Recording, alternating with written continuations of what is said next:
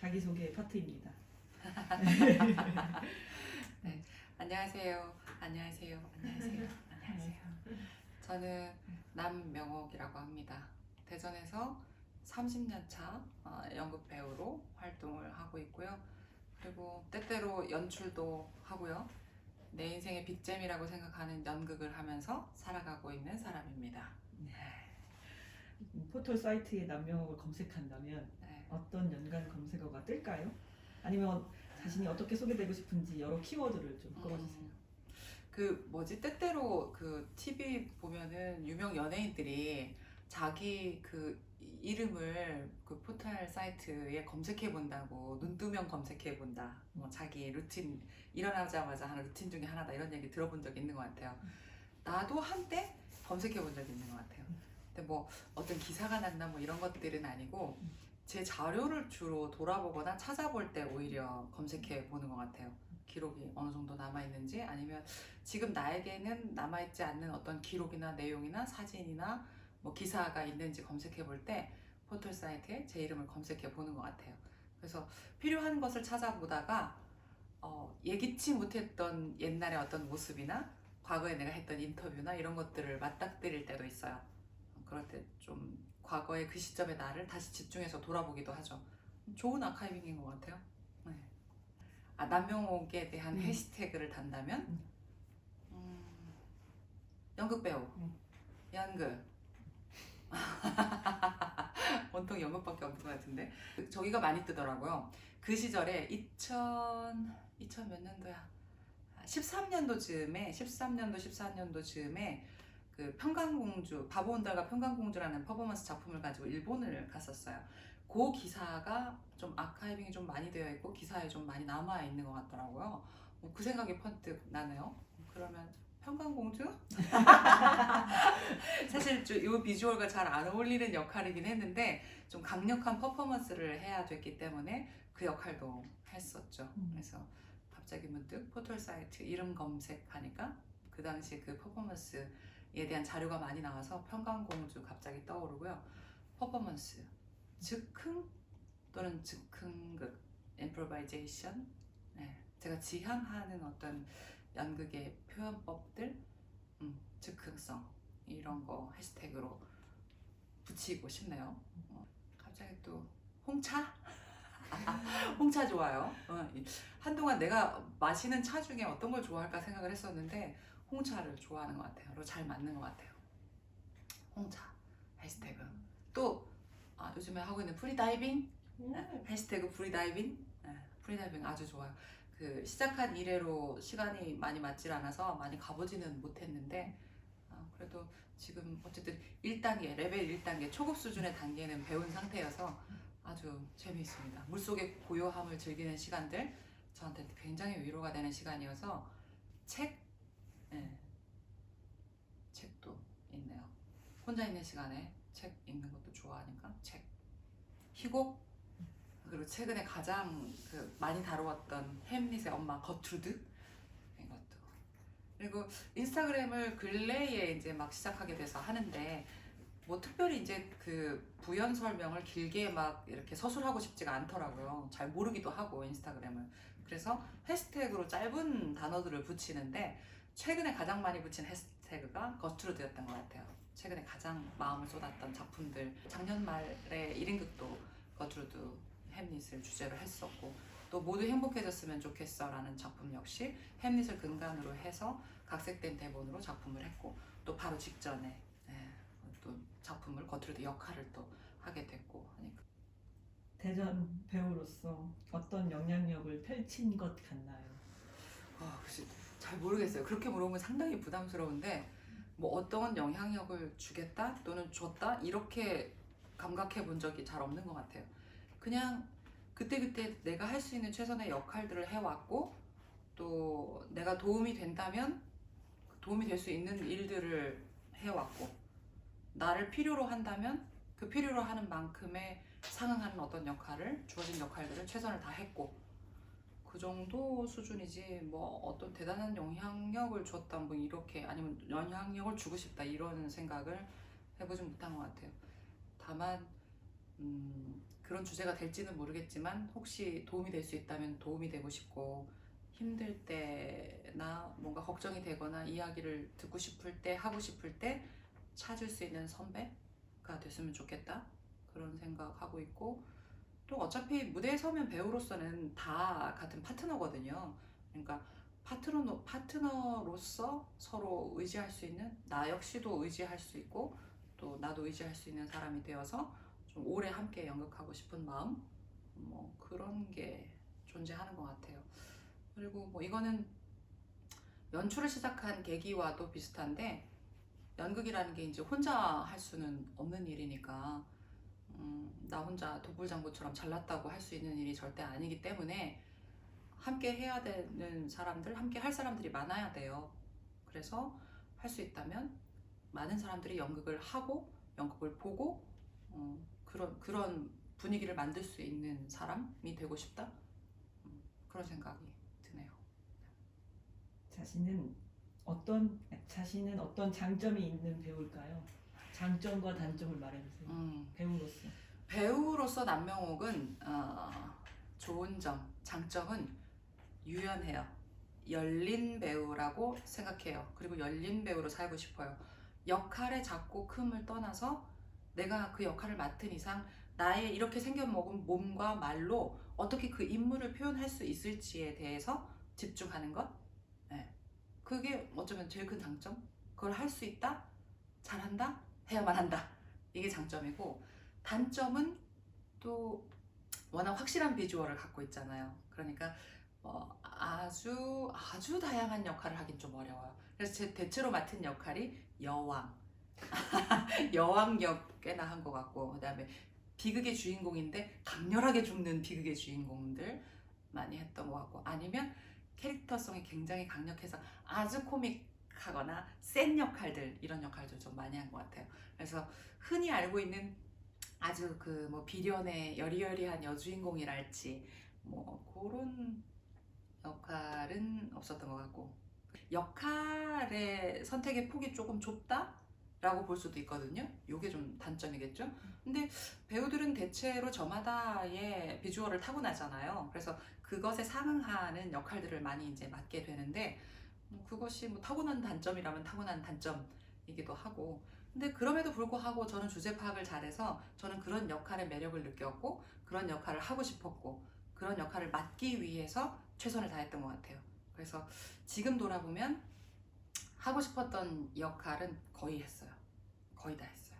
최근에 거트루드까지 해서 하고 싶거나 관심 있던 역할은 모르겠어요. 이건 큰 행운이기도 한데 거의 다 했어요.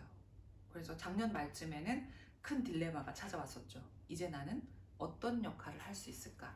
어떤 역할을 하고 싶어야 마음이 막 움직일 텐데, 그동안 하고 싶은 역할들을 거의 다 해버려서 이제 나는 어떤 역할에 도전해야 되지? 내가 만약에 앞으로 더 매력을 느끼는 역할이 없어지면 어떡하지? 이런 두려움이 있었던 게 작년 연말이었죠. 그래서 올해 30주년을 맞이하면서 돌아보고 아예 아무것도 안 했던 사람처럼 새롭게 시작하고 싶다? 이게 제 첫 먹은 마음이었어요. 30전 시작하면서. 네. 배우를 선택함으로써 놓치고 산 것들은 무엇일까요? 뭐 딱 떠오르는 거는 가족들인 것 같아요. 그러니까 어쨌든 이렇게 연극하느라고 앞만 보고 살았던 세월이 길었으니까, 첫 번째로는 아들한테 많이 시간을 할애하지 못했던 시간들이 제일 아쉽죠.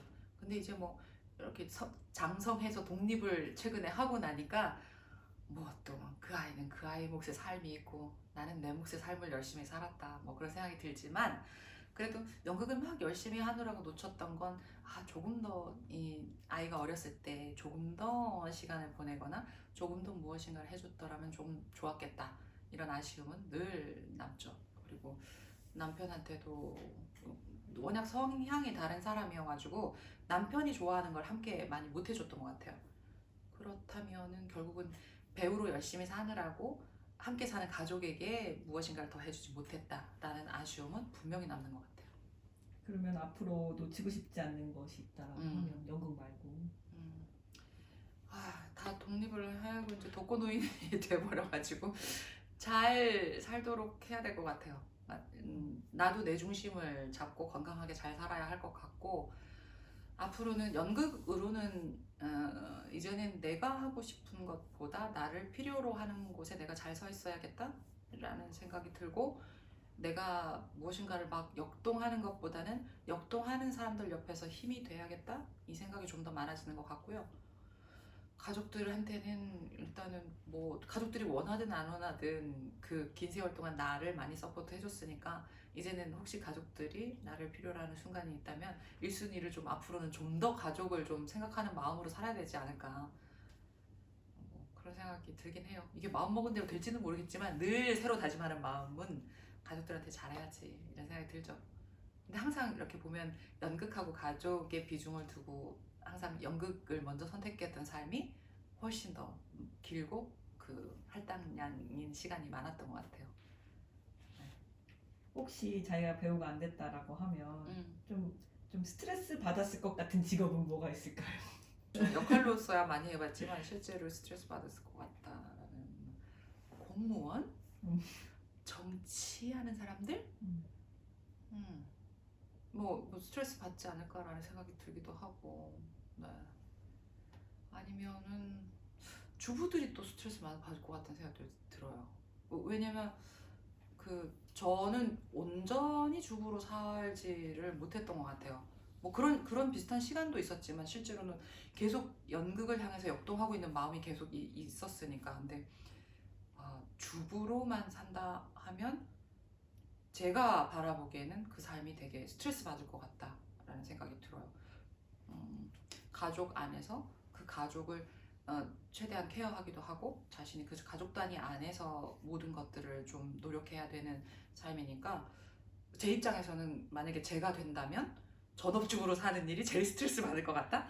왜냐면 난 가만히 있는 걸 못하고 요리 싫어하고 이러니 살 수가 없죠. 그러니까 만약에 내가 연극 배우가 아닌, 연극하는 사람이 아닌 다른 직업을 선택했는데 스트레스 받을 것 같아 라고 한다면 전업주부일 것 같아요.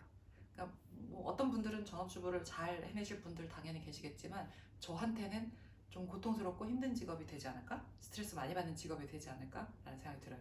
존경하는 부분이기도 해요. 그럴 수 있을까? 어떻게 온전하게 이렇게 그 가사, 집안을 꾸리는데 온 마음과 신경을 다 쓸 수 있을까? 되게 존경스러운 것 같아요. 그리고 저한테는 그런 사람이 옆에 있어줬으면 막 이런 생각, 다 그런 생각 하려나? 그런 생각이 좀 드네요. 하루 중 가장 많이 있는 공간과 애정이 가는 공간은 어디인가요? 책상 앞을 좋아해요. 책상 앞을 좋아하는데, 살았던 집의 형태에 따라서 책상의 크기, 사이즈, 위치가 조금씩 달라요. 지금은 이제 뭐 안방에, 제 방에 벽 한 구석을 이렇게 기역자로 해서 벽을 바라보는 방향으로 책상을 이렇게 구도를 만들어 놨어요. 근데 이 집에 이사 올 때 그 구도는 왜 만들어졌냐면, 내가 막 일에 집중해야 되겠다는 막 그 열의가 막 불타오를 때여서 뒤 옆 안 보고 벽을 바라보면서 일에 집중해야지 하는 구도로 딱 만들게 됐어요. 근데 몇 개월 그렇게 지나고 벽 보고 작업하고 일하고 막 하니까 이거 너무 힘들더라고요. 사람은 벽 보면 안 돼요. 감방에 갇히지 않는 이상 벽 말고 사람을 봐야 되고 하늘을 봐야 되고, 뭐 차라리 공허한 하늘이라도 봐야 돼.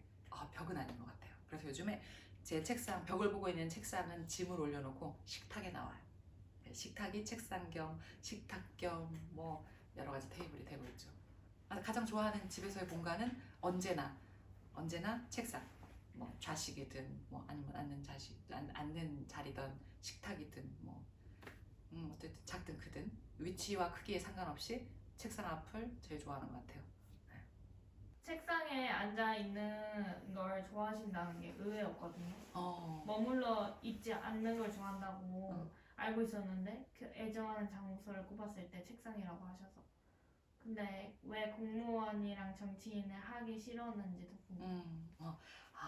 그러네. 그거 되게 이율배반적이다. 근데 왜 그러냐면, 내가 책상 앞이 좋은 이유는 내 활동 반경이나 내 일이 사람을 계속 만나야 되고 계속 움직여야 되고 액티브한 일이다 보니까, 집에 와서나 내가 혼자 있는 시간에는 항상 책상 앞에서 좀 조용히 있는 시간들, 책을 읽던지 뭐 글을 쓰던지 영상을 보던지 어쨌든 조용하게 뭔가를 몰입하고 그림을 그린다든지 이렇게 집중할 수 있는 시간이 나한테는 되게 위로가 되는 시간, 재충전하는 시간이 되는 거지. 그러니까 나 개인한테는 책상이라는 공간은 그런 것들을 할 수 있는, 나 혼자의 세계로 조용히 집중할 수 있는 시간을 주니까 좋은 거고, 공무원이라든지 정치인이라고 생각하면 그들은 그 일을 해야만 하는 일이잖아. 자신의 업무로서 해야만 하는 일. 그러니까 아무래도 그게 스트레스 받는 일로 생각이 되지 않을까? 그러니까 나보고 만약에 나에게 힐링이 되는 시간들, 책상 앞에서 선택할 수 있는 것들을 의무적으로 해라고 한다면 난 절대로 못할 것 같거든. 책상 앞에서는 자유로우니까 내가 선택할 수 있는 게. 근데 밖에서는 오히려 액티브한 일들은 나에게 일이니까. 사람을 만나야 되고 배우를 해야 되고 연출을 해야 되는 일은 사람과 계속 관계해야 되는 일이고 그 문제점들을 풀어나가야 되는 일이다 보니까 책상 앞에서는 내가 선택할 수 있는 걸 조용히 집중해서 할 수 있으니까 좋은 거고, 그런데 이걸 만약에 반대가 돼서 책상에서 할 수 있는 일이 네가 해야만 되는 일이고 맞춰야만 되는 일로서 매일매일의 직무로 한다 그러면 그럼 나한테 고통일 것 같다는 거지. 그런 의미에서 이율배반적이지만 같은 오브제인데 그러네요. 그러면은 일상이 되게 외향적으로 되게 활발히 돌아가잖아요. 그러면 집으로 왔을 때는 뭔가 텐션이 어때요? 이 공간에서. 대체로 축 떨어지는 경우가 많고, 내 오랜 습관 중에 하나가 그 공연을 마치고 아니면 되게 이렇게 좀 극렬한 어떤 뭐가 이렇게 많은 논쟁이 많은 어떤 프로젝트를 끝내고 집에 오면 차에 있다가 올라와요. 집에 차에 있다가 들어가. 비가 오면 더 좋고, 그렇지 않더라도 차는 시동을 딱 끄고 주차장에 있거나 주차한 공간에 있으면 차가 일단 소리를 좀 차단해주고 좀 안전하게 타인과 바깥으로부터 조금 이렇게 분리시켜 주니까 그 조용한 침묵이 있는 차 안의 시간을 좀 좋아해요. 그래서 때때로 공연이 끝날 때도 차 안에 잠시 머무는 걸, 잠시 머물렀다 오는 걸 좋아하고, 그 침묵 안에서 조금 정리가 되기도 하고 마음의 위로가 되기도 하고 그런 시간을 갖고 있죠. 그래서 집으로 돌아와서의 나는 밖에서 바라보는 나와 조금 다를 수 있어요. 그래서 우리 가족들, 내 아들이나 남편은 그런 나를 아마 느끼고 살았을 거예요. 밖에서는 세상 전문적으로 보인다던가 친절해 보인다던가 밝아 보인다던가 상냥하다던가 이런 것들이 밖에서 보일지는 몰라도 아마 집에 오면 조금 차분하거나 오히려 냉정하거나 뭐 그런 면모들을 볼 때도 있었을 거예요. 가족들은 아마. 그래서 바깥에 했던 작업이 극렬할수록 집에 오면 좀 가라앉는 편, 차분해지는 편, 조용히 있고 싶어하는 편인 것 같아요. 옛날에 그 지문인식 검사, 지문 감식 검사 이런 걸로 MBTI가 세상에 알려지기도 전에 지문 검사를 통해서 나의 성격을 파악해주는 검사를 한번 상담과 함께 받은 적이 있는데, 그 의사 선생님이 그 얘기를 했어요. 당신은 밖에서 당신의 능력이 100이라 그러면 밖에서 당신은 200을 해야 직성이 풀리는 사람이다. 그런데 그런 사람들은 집으로 돌아오면 누군가가 오늘 되게 수고했어. 너 오늘 아무것도 하지 말고 집에서 쉬어. 이런 환경이 되어야 되는데 그렇지 못할 경우에 당신은 굉장한 스트레스를 받았을 거다 라고 얘기를 하는 순간 엄청 울었던 기억이 나요. 실제로 그 당시에 내가 이미 아이를 낳고 30대 후반이었는데 이미 그때 나는 완벽하게 그렇게 살고 있었거든. 밖에서 내 능력이 안 되는데도 불구하고 200, 300을 하느라고 너무 힘들게 돌아왔는데, 돌아왔으면 이제 나한테 육아도 숙제로 남겨져 있었고 남편은 남편대로 이제 뭔가를 이렇게 좀 해야 되는 일들이 나한테는, 아까 내가 전업주부가 존경스럽다고 했잖아요. 근데 나는 그걸 못하는데 집에 와서 나 나름대로 그걸 해야만 하니까 스트레스가 엄청 났던 것 같아요. 그런 기억이 있어요. 네, 맞아요.